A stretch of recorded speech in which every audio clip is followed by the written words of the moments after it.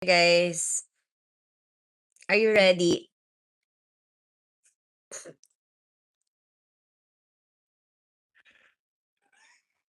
Papakilala ko sa inyo eto na guys, wait lang.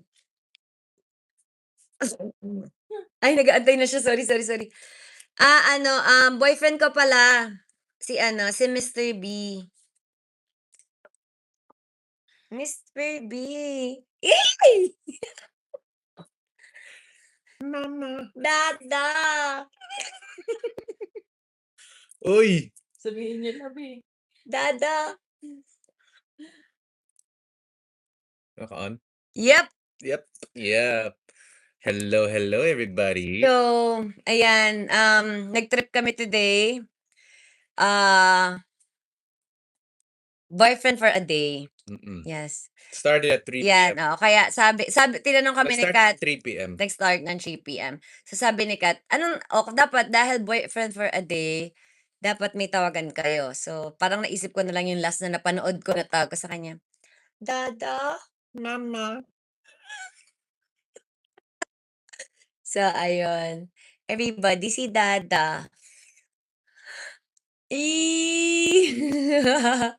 So ayun. Grabe yung comments. Ginindang niyo sila.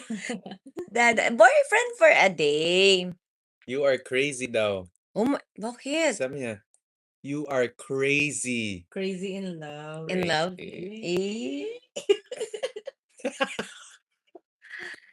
So, ayun lang. Ano bang nangyari today? Today, wala na. We got some news today. Anong good news? From the doc. Yes! Nagpa-check up kami. Yeah. Kay Katie. So, ayun ang date namin today. Kanina, nagpa-check up kami for Katie para ma-assess siya ulit. Para malaman yung ASD level niya.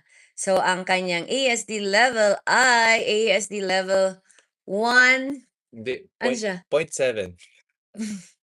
Kasi sabi niya, pa-1.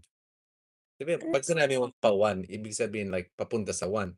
No, I mean, Hindi. kung 1 kasi is malapit sa 1. Malapit 1 and a half. Ganon. Kasi before, di ba, 2. So, ngayon, medyo nakaalis na siya sa 2. Medyo pa-1. Kasi hindi din kami naniniwala na level 2. Hindi ako papayag ng level 2. So, ayun. Pa-1 na lang yung level ni Katie. Pa-1. Hindi pa siya 1, pa-1.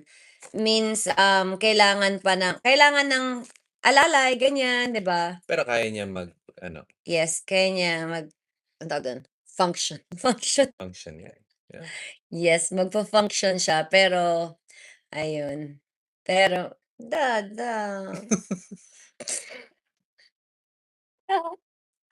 Uy!